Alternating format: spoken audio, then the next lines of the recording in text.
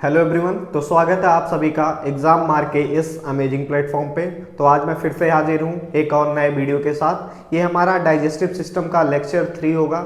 Lecture first और second में हमने डाइजेस्टिव ट्रैक्ट का ओरल कैविटी, टंग और इसोफेगस कवर कर लिया है। इस पर्टिकुलर लेक्चर में हम सिर्फ स्टमक के बारे में पढ़ेंगे, उसके एनाटॉमिकल स्ट्रक्चर को समझेंगे, उसके लोकेशन को समझेंगे, उसके वॉल्स के बारे में पढ़ेंगे और ब्लड सप्लाई के बारे में डिटेल में पढ़ने वाले हैं और उसके हम फिजियोलॉजिकल फंक्शंस को भी डील करेंगे इस पर्टिकुलर लेक्चर में। तो चलिए हम स्टार्ट करते हैं।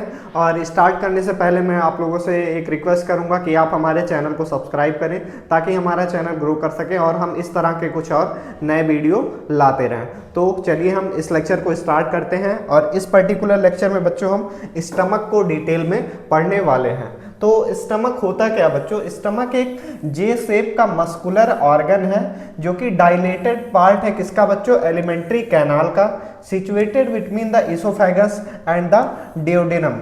तो स्टमक है क्या बच्चों? स्टमक एक तरह का मस्कुलर ऑर्गन है जो कि जे शेप का होता है और ये बच्चों डायलेटेड होता है। Rest of the alimentary canal के कंपैरिजन में जो हमारा स्टमक है बच्चों वो डायलेटेड है। क्यों डायलेटेड है? क्योंकि इसका काम क्या है बच्चों? जो हम फूड ले रहे हैं उसको क्या करना? स्टोर करना और उसको HCl की मदद से, एंजाइम्स की मदद से उसको क्या करना? डाइजेशन करना, ब्रेक डाउन करना। मेन काम हमारा स्टमक का ये है बच्चों।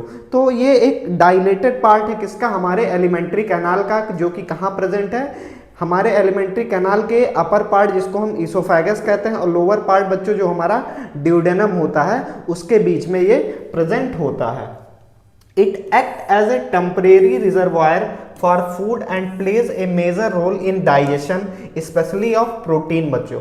तो जो हमारा स्टमक है बच्चों वो एक तरह से क्या है? एक तरह से कह सकते हैं कि स्टोरेज ऑर्गन है।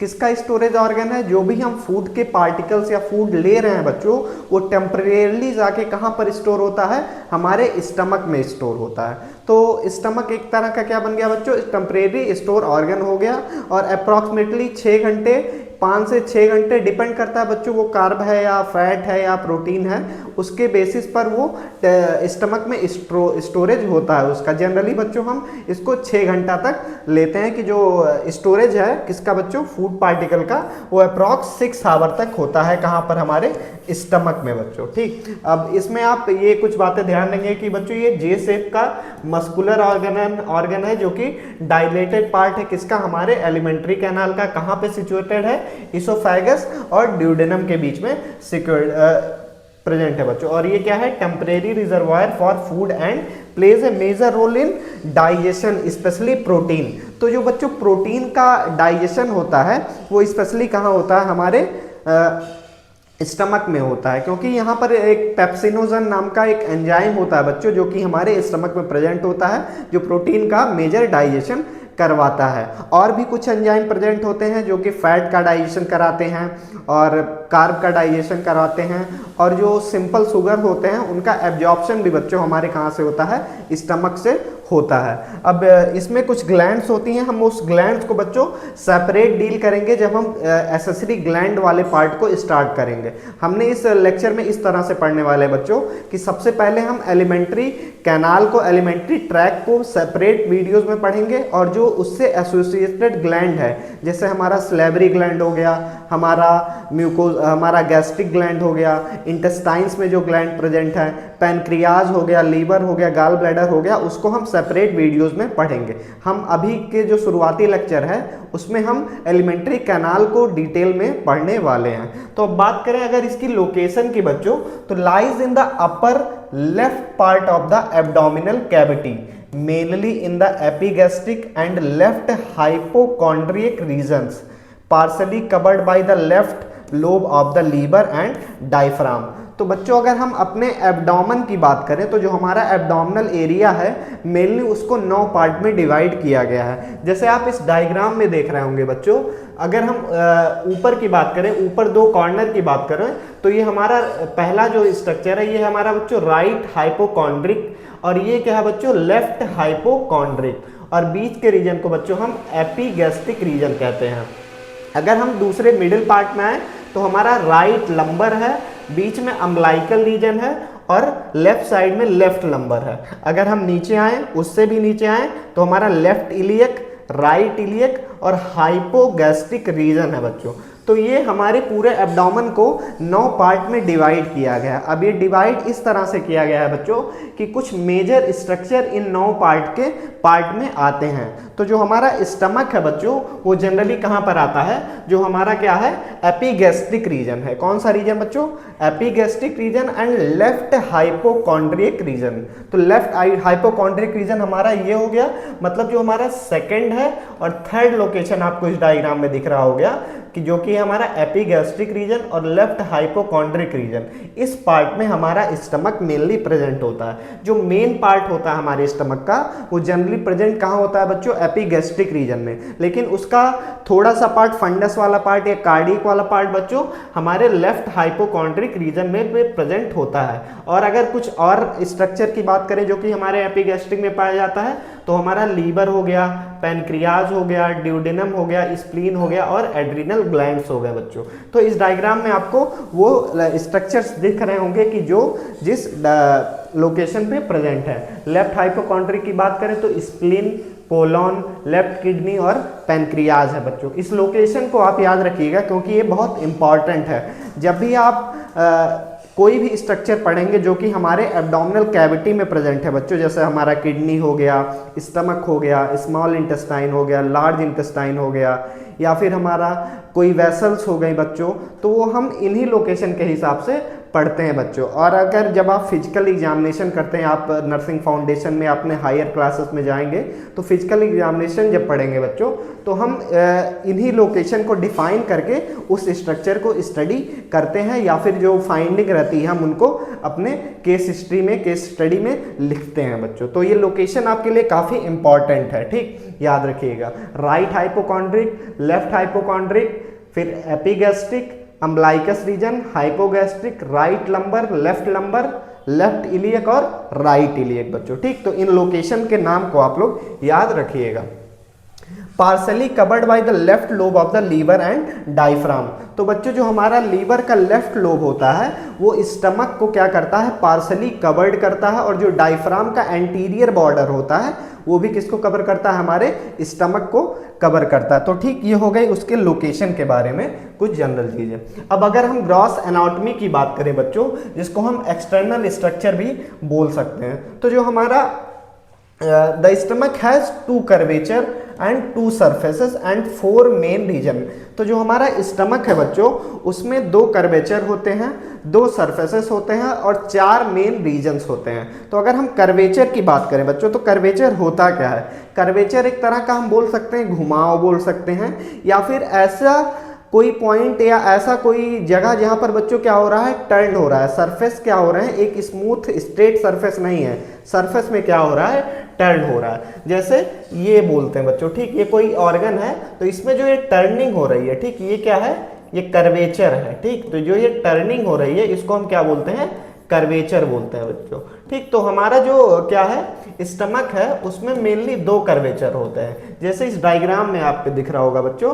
एक हमारा लेसर कर्वेचर होता है और एक हमारा ग्रेटर कर्वेचर होता है। तो लेसर कर्वेचर कहाँ है बच्चों, lesser curvature right middle border short and concave gives attachment to lesser omentum बच्चों, ठीक। तो जो हमारा लेसर कर्वेचर होता है वो किस तरफ होता है बच्चों, राइट मीडियल में होता है बच्चों, राइट, और किस तरफ होता है, राइट साइड में होता है और मिडिल में होता है, ठीक। और ये कॉनकेव शेप का होता है, जैसे आप इस डायग्राम में दिख रहे होंगे बच्चों। तो ये क्या बना रहा है, एक कॉनकेव शेप का स्ट्रक्चर बना रहा है, ठीक।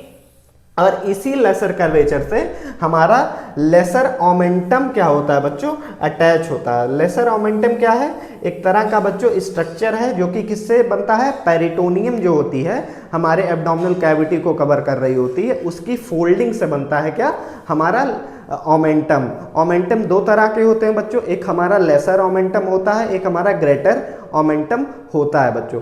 लेसर ओमेंटम हमारे लेसर कर्वेचर से अटैच होता है, ग्रेटर ओमेंटम हमारे ग्रेटर कर्वेचर से अटैच होता है। तो ये कुछ बातें याद रखिएगा किसके बारे में बच्चों, लेसर कर्वेचर के बारे में, कि ये राइट मिडिल बॉर्डर पर प्रेजेंट होता है और शॉर्ट एंड कॉनकेव शेप का होता है बच्चों। ये इसका जो कर्वेचर होता है वो काफी शॉर्ट होता है और किस शेप का होता है बच्चों, कॉनकेव शेप का होता है। तो ये कुछ इंपॉर्टेंट बातें आप ध्यान रखिएगा। कहाँ होता है बच्चों, राइट मीडियल बॉर्डर पे होता है, राइट मीडियल बॉर्डर पे होता है।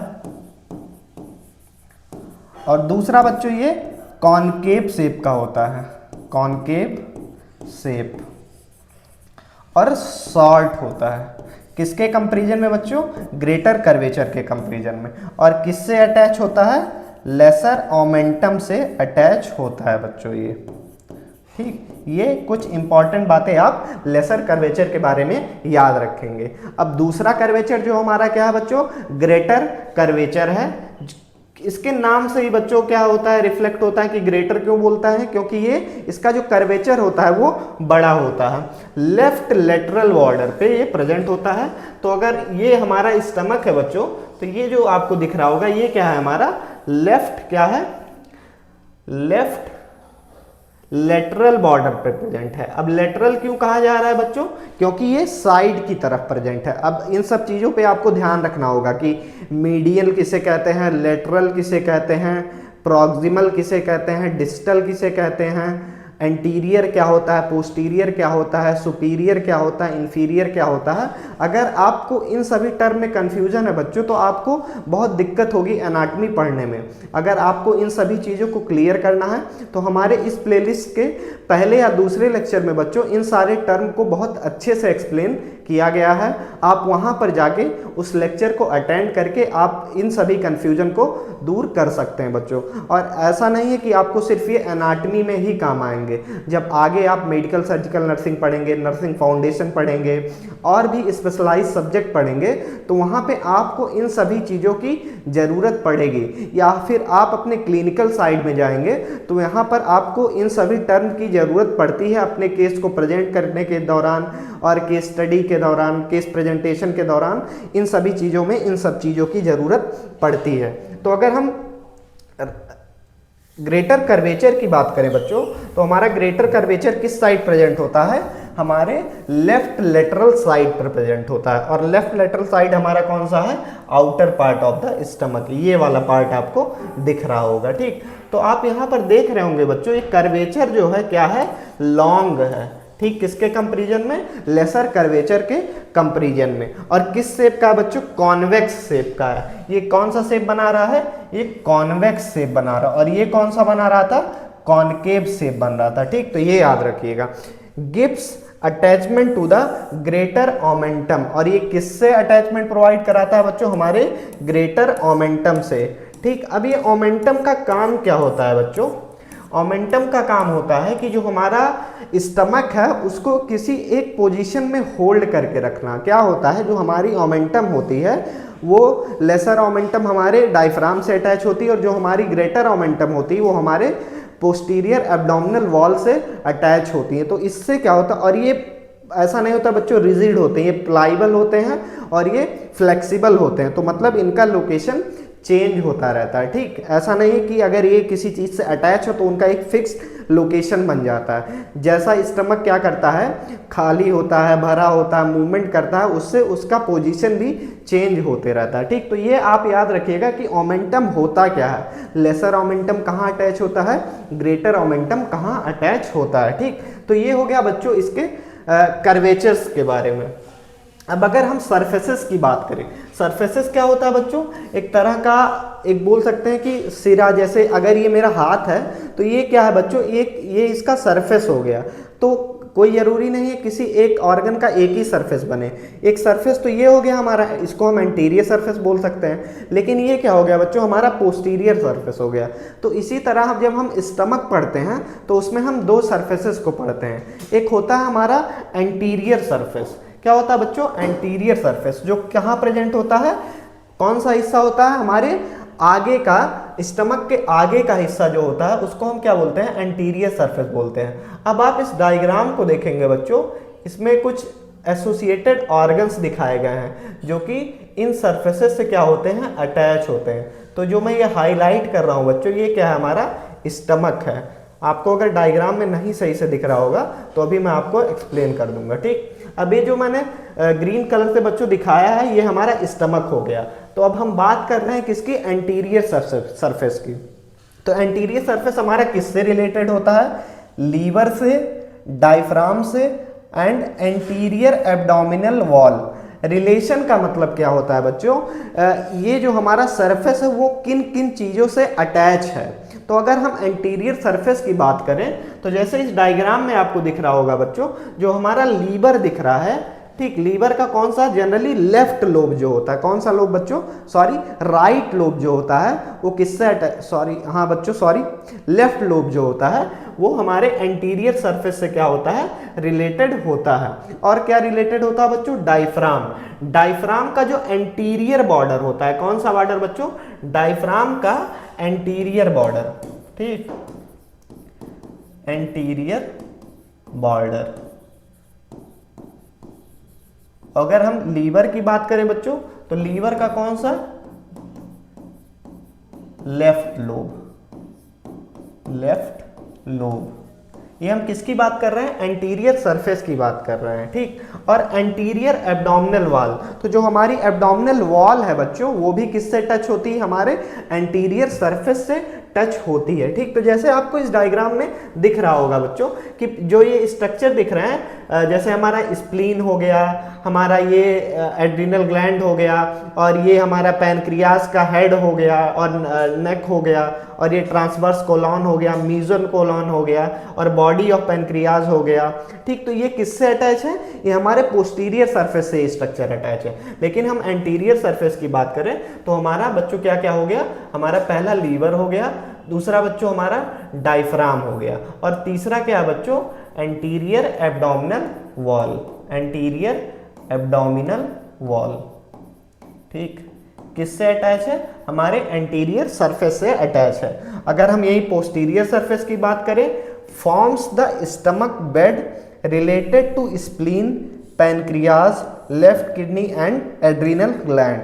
अब ये स्टमक बेड क्या होता है बच्चों, स्टमक बेड कोई एक सिंगल स्ट्रक्चर नहीं है, जो हमारा ओवरऑल स्टमक का पोस्टीरियर वॉल होता है, तो एक तरह का वो रेस्टिंग सरफेस बनाता है, उसी को हम क्या बोलते हैं, स्टमक बेड बोलते हैं, ठीक। अब ये पोस्टीरियर सरफेस किन किन चीज़ों से रिलेटेड होता है, तो हमारा क्या क्या आ जाता है इसमें बच्चों, हमारी स्प्लीन आ जाती है, जैसे आप इस डायग्राम में देख रहे होंगे जो कि मैं रेड कलर से हाईलाइट कर रहा हूँ। ये क्या है बच्चों, हमारा स्प्लीन है। ये कहाँ प्रेजेंट होता है, हमारे पोस्टीरियर सरफेस से रिलेटेड होता है हमारा स्प्लीन। अब यहीं पे आपको बच्चों दिख रहा होगा जो हमारी पैनक्रियाज की बॉडी है, ठीक, और जो हमारा ये हेड वाला रीजन होता है, टेल होता है पैनक्रियाज का, वो बाहर की तरफ होता है, कहाँ से, स्टमक के पोस्टीरियर सरफेस से। लेकिन जो हमारा बॉडी होता है पैनक्रियाज का वो पोस्टीरियर सरफेस से रिलेटेड होता है। और बच्चों हमारा जो मीजोकोलॉन होता है, कौन सा बच्चों, मीजोकोलॉन, ट्रांसवर्स मीजोकोलॉन क्या होता है, पोस्टीरियर सरफेस के टच में होता है। और वहीं बच्चों हमारी किडनी और एड्रिनल ग्लैंड जो होती है वो भी किससे रिलेशन में होती है, हमारे पोस्टीरियर सरफेस से रिलेटेड होती है। तो आप इन चीज़ों का ध्यान रखेंगे कि कर्वेचर क्या होते हैं, सरफेसेस क्या होते हैं, और एंटीरियर सरफेस क्या होता है, पोस्टीरियर सरफेस क्या होता है, और इसका रिलेशन क्या होता है बच्चों हमारे एब्डोमिनल वॉल से, एब्डोमिनल ऑर्गन से, ठीक। अब तीसरे स्ट्रक्चर पे हम आते हैं। तीसरा हमारा ग्रॉस एनाटॉमी में क्या हो जाएगा बच्चों, पार्ट्स हो जाएगा या रीजन ऑफ द स्टमक हो जाएगा बच्चों। तो आप लोगों ने काफ़ी पहले से ये सारी चीज़ें पढ़ी होंगी कि जो हमारा स्टमक होता है उसके मेनली कितने पार्ट होते हैं बच्चों, 4 पार्ट होते हैं, ठीक। कहीं कहीं 3 पार्ट होता है, कहीं 4 होता है, लेकिन हम यहाँ पर 3 या 4 पार्ट पढ़ने वाले हैं। सबसे पहला बच्चों हमारा कार्डियक पार्ट है, जिसको हम कार्डिया भी बोलते हैं,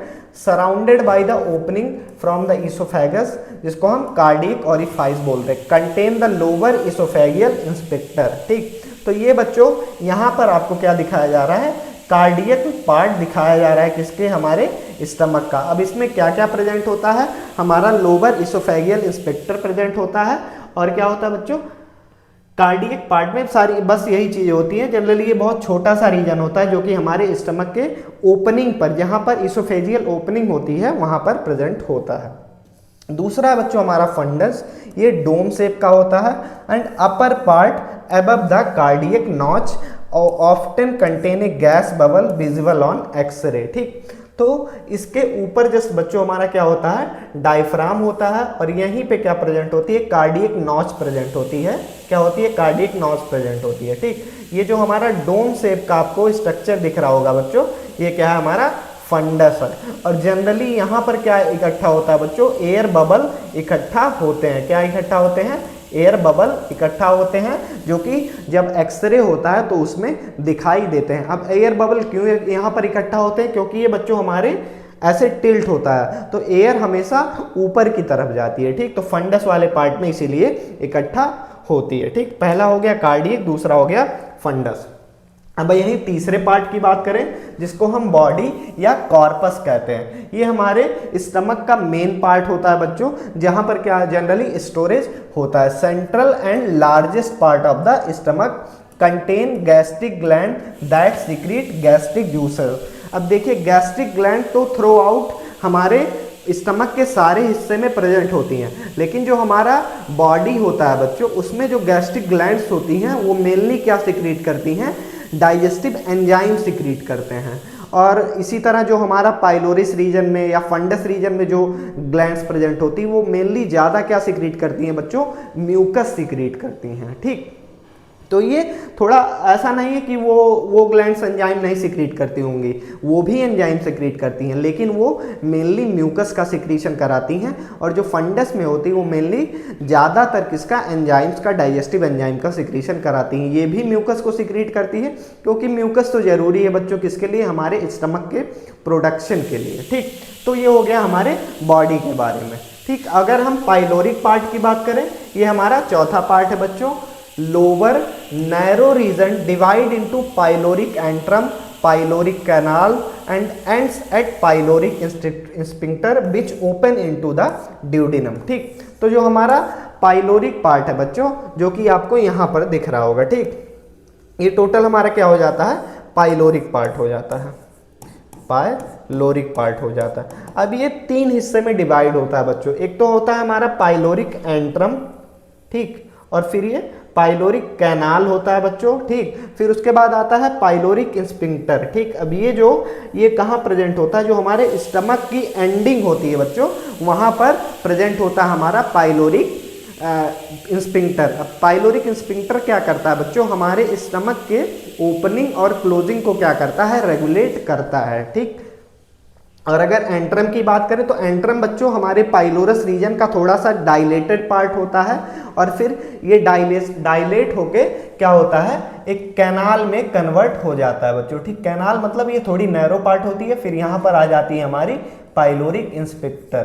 पाइलोरिक स्फिंक्टर बनता कैसे है बच्चों, जो हमारी स्टमक की मस्कुलरिस लेयर होती है उसमें कुछ स्लाइट मॉडिफिकेशन होता है और वहाँ की मसल्स क्या हो जाती है, मॉडिफाई हो जाती हैं और वो एक स्फिंक्टर का फॉर्म ले लेती हैं। ठीक, तो ये हो गया बच्चों इसके पार्ट्स के बारे में।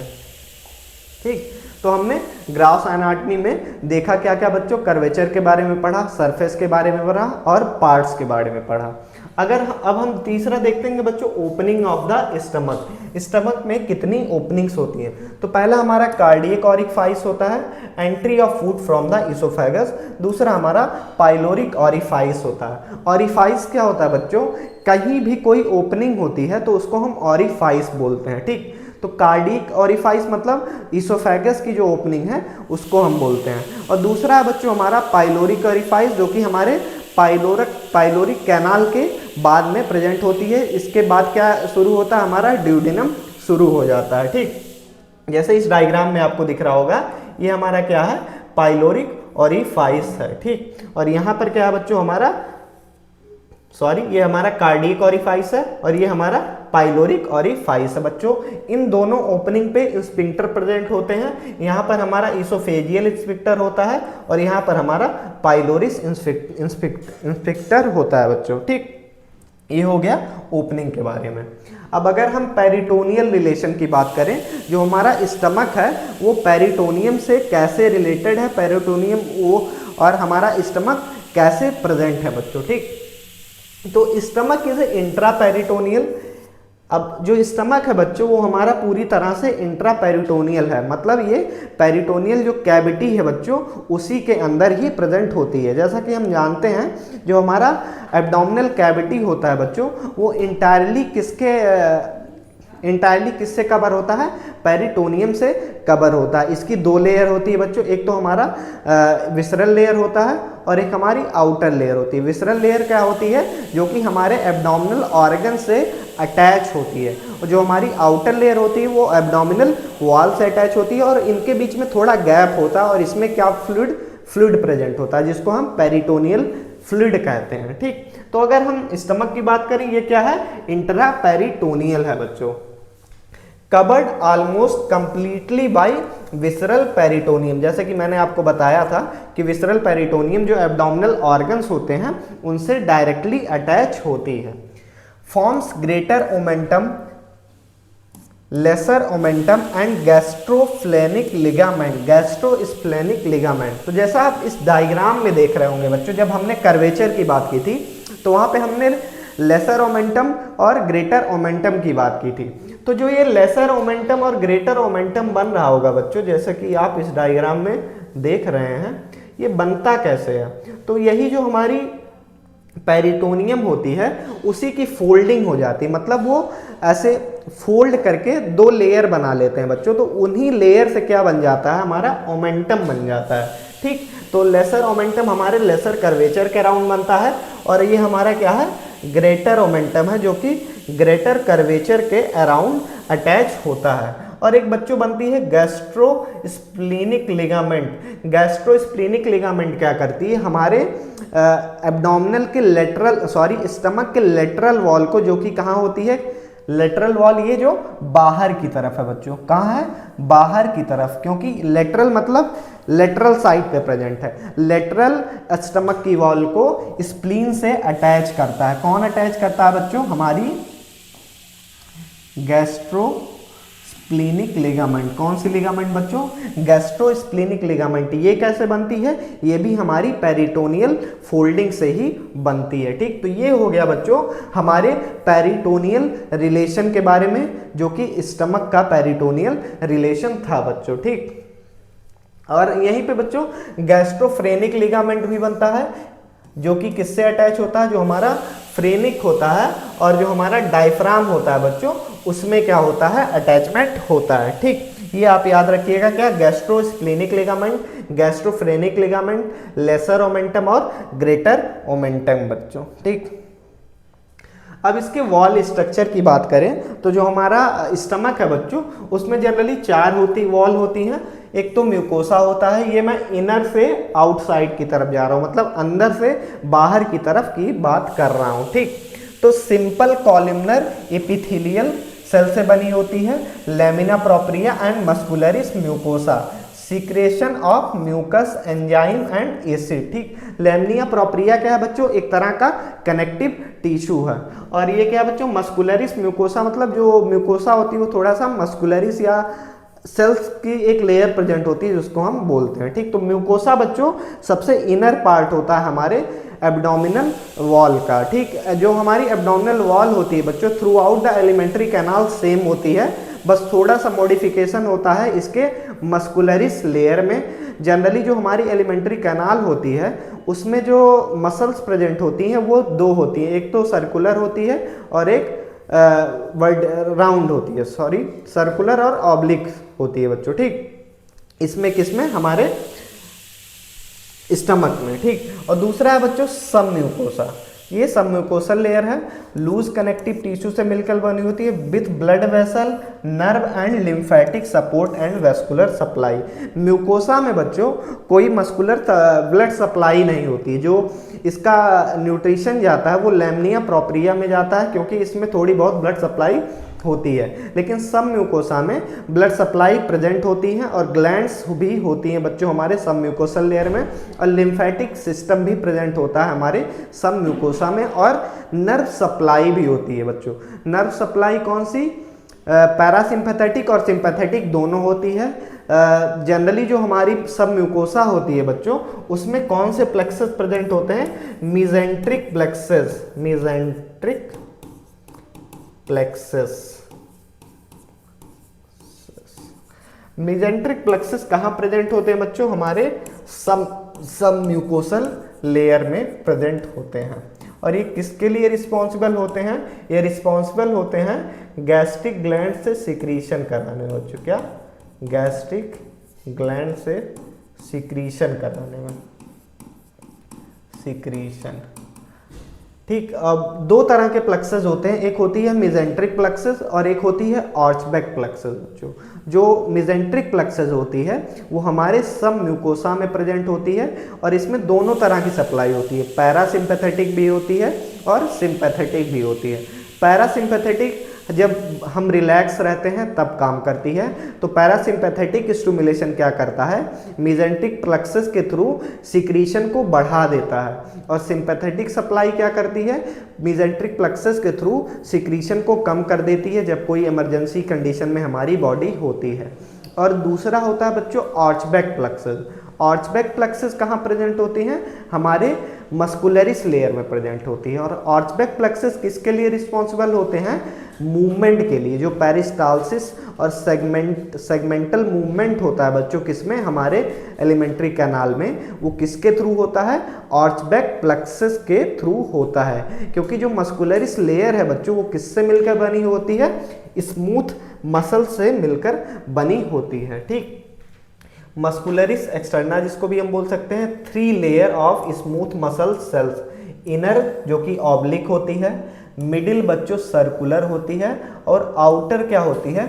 लॉन्गिट्यूडनल होती है। जो कि मैं बात कर रहा था कि जो एलिमेंट्री कैनाल है बच्चों उसका wall through out alimentary canal same होता है, बस थोड़ा सा चेंज होता है बच्चों हमारे इसोफेगस के अपर 2/3 पार्ट में, अपर 1/3 पार्ट में, और स्टमक के मस्कुलरिस लेयर में यहाँ पर एक एक्स्ट्रा मसल्स प्रेजेंट होती है जो कि मिडिल होती है बच्चों, सॉरी इनर होती है, ऑब्लिक होती है। ठीक, ये एक एक्स्ट्रा मस्कुलरिस लेयर प्रेजेंट होती है क्योंकि बच्चों यहाँ पर जो मूवमेंट होता है वो बहुत बिगरस होता है, और उसको सपोर्ट करने के लिए यहाँ पर मॉडिफिकेशन हो जाता है और एक लेयर और प्रेजेंट होती है। ठीक, तो अगर हम मस्कुलर प्लेक्सस की बात, सॉरी मस्कुलरिस लेयर की बात करें तो यहाँ पर बच्चों आर्चबैक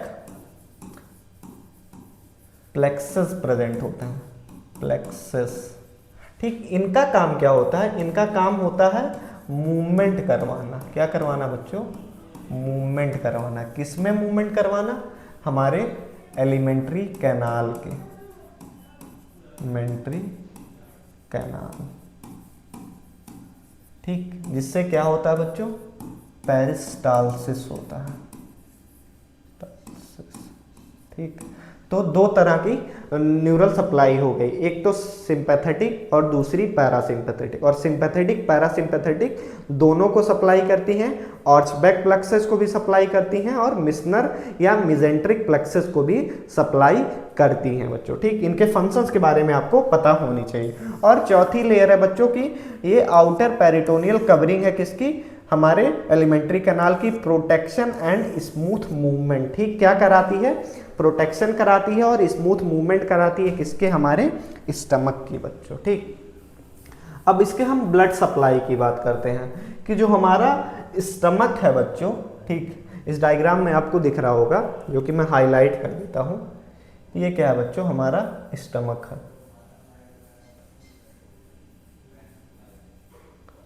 ठीक, ये हमारा स्टमक है।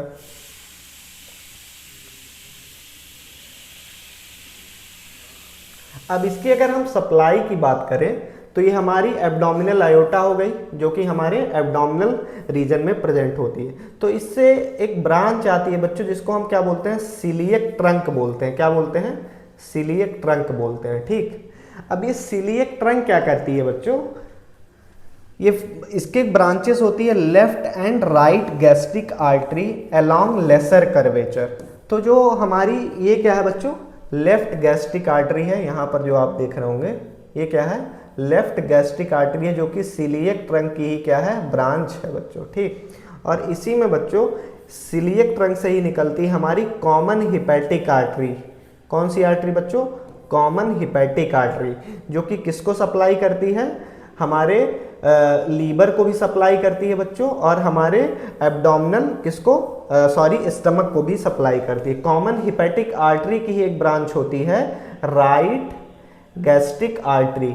अब ये राइट गैस्ट्रिक आर्टरी कहाँ से निकल रही है, कॉमन हिपैटिक ब्रांच से निकल रही है, और राइट लेफ्ट गैस्ट्रिक आर्टरी कहाँ से निकल रही है, सिलियक ट्रंक से निकल रही है। फिर ये किसको सप्लाई कर रही है, लेसर कर्वेचर को सप्लाई कर रही है, और फिर ये आगे जाके बच्चों एनास्मोसिस हो जाता है इनका, लेफ्ट गैस्ट्रिक आर्टरी और राइट गैस्ट्रिक आर्टरी आपस में मिल जाती हैं। और इसी की एक ब्रांच होती है बच्चों कॉमन हिपैटिक आर्टरी की, सुपीरियर पैनक्रिटियो ड्यूडेनल आर्टरी बच्चों, ये पैनक्रियाज को और ड्यूडेनम को भी सप्लाई करती है। या फिर जो इसका अपर पार्ट होता है उसको हम गैस्ट्रोड्यूडेनल आर्टरी कहते हैं, जो कि कहाँ से निकल रही है, हमारे कहाँ से निकल रही है बच्चों, left and right gastroduodenal arteries along greater curvature, ठीक। तो कहाँ से निकल रही है, कॉमन हिपैटिक आर्टरी से हमारी गैस्ट्रोड्यूडेनल आर्टरी निकल रही है, जो कि आगे चल के फॉर्म क्या कर रही है, राइट गैस्ट्रोओमेंटल आर्टरी और लेफ्ट गैस्ट्रोओमेंटल आर्टरी, और ये शॉर्ट गैस्ट्रिक आर्टरी बच्चों, ठीक। और यही सिलियक ट्रंक से हमारी तीसरी ब्रांच निकल रही है, जो कि किसको सप्लाई कर रही है, जिसको हम स्प्लीनिक आर्टरी कहते हैं बच्चों, जो कि स्प्लीन को सप्लाई कर रही होती है, ठीक।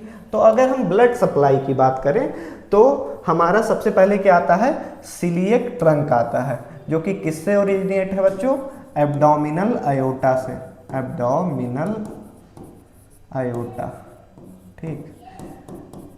सिलियक ट्रंक से तीन ब्रांचेस निकलती हैं बच्चों, एक तो हमारी left gastric artery, right gastric artery, ठीक। राइट गैस्ट्रिक आर्टरी डायरेक्ट कहाँ से ओरिजिनेट होती है, सिलियक ट्रंक से ओरिजिनेट होती है।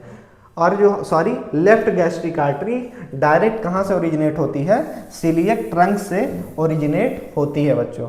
और जो हमारी राइट गैस्ट्रिक आर्टरी है वो किससे ओरिजिनेट हो रही है, कॉमन हिपैटिक आर्टरी से ओरिजिनेट हो रही है बच्चों, ठीक। कॉमन हिपैटिक आर्टरी से ओरिजिनेट हो रही है।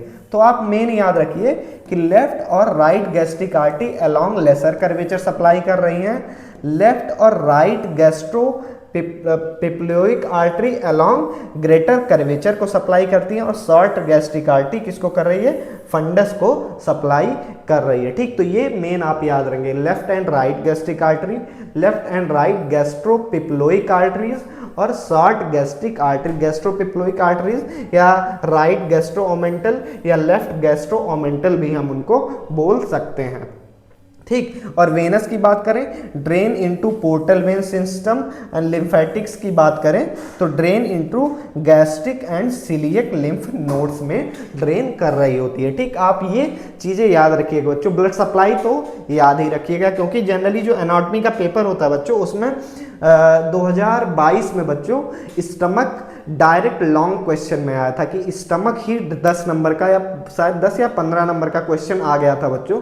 तो उसमें आपको इन सारी चीज़ों को तो लिखना ही पड़ेगा। अगर आपको 10 नंबर अच्छा स्कोर करना है तो आप किसी एक पार्ट को 10 नंबर में कैसे लिख पाएंगे जब आपको सारी नॉलेज होगी उस पर्टिकुलर पार्ट के बारे में, ठीक। तो अगर हम उसके ब्लड सप्लाई को अच्छे से डिफाइन कर लें, नर्व सप्लाई को अच्छे से डिफाइन कर लें, लोकेशन को बताएं, वॉल को बताएं, रिलेशंस के बारे में बताएं, पेरिटोनियल रिलेशन के बारे में बताएं, एब्डोमिनल रिलेशंस के बारे में बताएं, तो हम इजीली 10 नंबर स्कोर कर सकते हैं बच्चों। अब हम कुछ फंक्शंस की बात कर लेते हैं। तो वही कॉमन फंक्शंस है जो कि हम क्लास 11-12 से पढ़ते आ रहे हैं बच्चों। स्टोरेज का काम करता है, मिक्सिंग एंड चर्निंग का काम करता है, सिक्रीशन का काम करता है और प्रोटेक्शन का काम करता है। प्रोटेक्शन बच्चों जो हमारी थिक म्यूकोसल बैरियर होती है वो प्रोटेक्ट करती है किसको, हमारे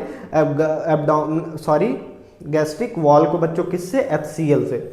सिक्रीशन में गैस्ट्रिक ग्लैंड होती है जो कि HCl, पेप्सिन, इंट्रिंसिक फैक्टर, को सिक्रीट करती हैं और म्यूकस को सिक्रीट करती हैं बच्चों। इंट्रिंसिक फैक्टर किसके लिए रिस्पॉन्सिबल होता है? विटामिन B12 के लिए एब्जॉर्प्शन के लिए रिस्पॉन्सिबल होता है। कहाँ पे बच्चों? हमारे टर्मिनल इलियम में, टर्मिनल इलियम में, ठीक, याद रखिएगा।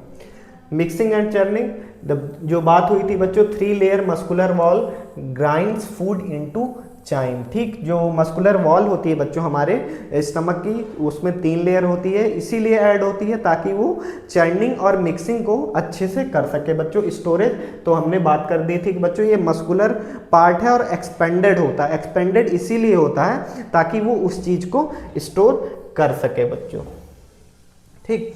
तो यहाँ पे हमारा स्टमक का पोर्शन खत्म होता है बच्चों।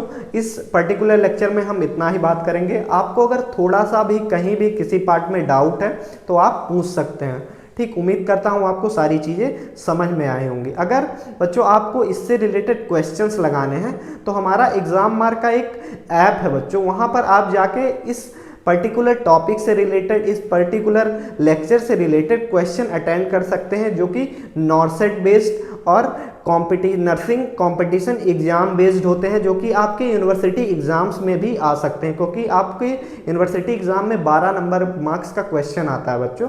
तो आप इसका प्रैक्टिस वहां से कर सकते हैं हमारे एग्जाम मार्क के ऐप से, आपको डिस्क्रिप्शन में उसका लिंक मिल जाएगा।